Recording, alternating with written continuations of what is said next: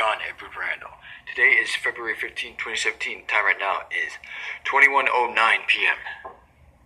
I'm going to explain to you my mirror clock or mirror calculator.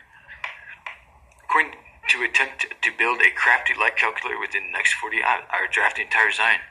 We use some traditional materials that may otherwise be categorized as benign, respectively speaking. 3, 2, 1, let's go. Obviously, this is copyrighted. Okay, so here's my draft that I came up with. We came up with some stuff in the beginning. Obviously, you're not going to get what it looks like. Okay, some of this is based on my previous theory. So I was like, okay. So in order to make a light calculator or a light or a mirror clock or a mirror calculator, we basically would have to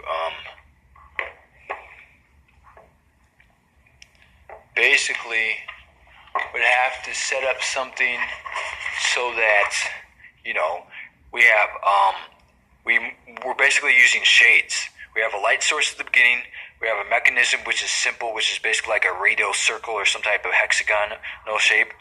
A shade or a mirror slide, or just a shade slide. A shade slide or a mirror slide. Okay? So basically I decided to try to brainstorm some possibilities. So we can have a pentagon, okay? Moving the shades around in the pentagon based on the direction of the light source, or the circle based on the direction of the light source, or the hexagon based on the direction of the light source will basically reveal different properties of the light, or different angles of the light. So revealing shades or moving different shades. So it's basically like a sundial. But what we actually do with it, we become more complex than just a sundial. We actually make mathematical calculations. So it's basically a light calculator at its simplest form, or emulation. So here we have a circle with different mirrors or shades, okay? Okay?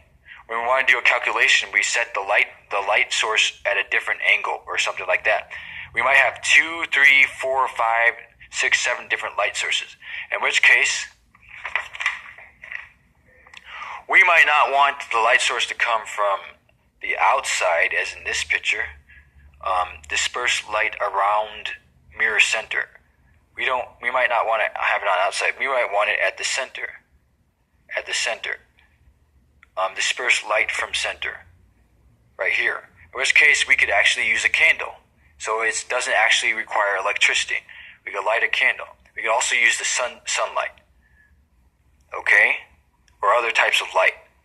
Okay? Obviously, it doesn't just stop at the candle. We can do other types of cool things with this. In the dark, or something like that. So we put the candle in the center, and then everything around it is shaded. Okay? Based on the radial placements, we open a shade in one spot, we open it in another spot. And then the cross pattern of the mirror reflecting the light should basically point to the solution of the shading. Now, each shade or each mirror can actually have a different shape on it. Say this mirror has a triangle and this mirror has a square, or you can use different shades for the mirror. You put a shade over where all of this is black, but it has a rectangle cutout. Or you can use a different one with a triangle cutout. And you put it over the mirror, and it only has a triangle. Then you have one over here that has something like that. Okay? And then they have a cross pattern, which basically reveals the solution. Something like that. So obviously, that's the basic gist of how to create a light calculator or a light clock, okay? So I basically have to come up with a mathematical draft to it in order to make sure that it works. But that's basically the gist. And I invented it. Unless you can prove otherwise. We have it right here. Light calculator or mirror clock. Okay? It's not online. Alright, have a good day. It's John Randall. Have a good day.